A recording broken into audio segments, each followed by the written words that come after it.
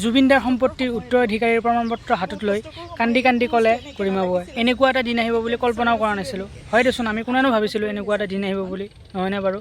কষ্টকৰ সময় এইটো, বহুত কষ্টকৰ সময়। এইবোৰ বস্তু এনেকৈ নালাগিছিল আচলতে, জীৱনত কেতিয়াও বিচৰা নাছিলোঁ এনেকৈ।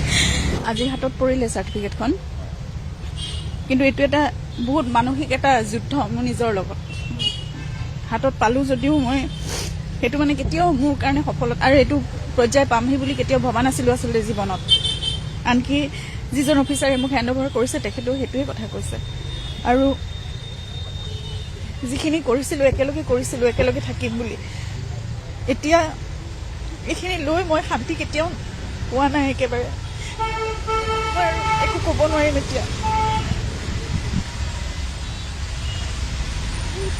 কষ্টকৰ সময় এইটো, বহুত কষ্টকৰ সময়। এইবোৰ বস্তু এনেকৈ নালাগিছিল আচলতে, জীৱনত কেতিয়াও বিচৰা নাছিলোঁ এনেকৈ। কোনেও ভবা নাছিলে আচলতে এনেকুৱা এটা দিন আহক বুলি, আমিও কোনেও ভবা নাছিলোঁ। আপোনাৰতো বাদেই, এনেকুৱা এটা দিন আপুনি এইখিনি কাম কৰিব লাগিব বুলি।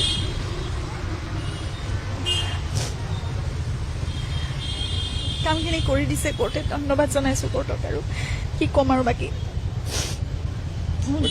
তেওঁৰ কামখিনি কৰি যাবলৈ এতিয়া চেষ্টা কৰিম, সেইটোৱে আৰু।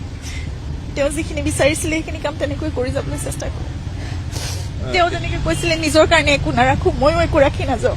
এই সকলোবোৰ যেনেকৈ পাৰোঁ নিজৰ দায়িত্ব কৰ্তব্যখিনি পৰিয়ালৰ প্ৰতি কৰি, মই যেনেকৈ তেওঁ মানুহৰ বাবে বিচাৰিছিলে সেইখিনি মাত্ৰ মোক গাইডেঞ্চ দি যাওক তেওঁ, সেইটোৱে মই কামনা কৰিছোঁ, মই প্ৰাৰ্থনা কৰিছোঁ। সেইখিনি গাইডেঞ্চ দিলে মই তেনেকৈ কৰি যাম সকলোখিনি। তেনেধৰণেই ৰাখিছিলে তেওঁ, সকলো নিজৰ কাৰণে একো চিন্তাই নকৰিলে আচলতে ভালকৈ। আৰু ময়ো আচলতে ইমান তেনেকুৱা ধৰণৰ নাছিলোঁ। মই তেওঁ যেনেকৈ আছিলে তেওঁৰ লগত মই তেনেকেই থাকিবলৈ শিকিলোঁ।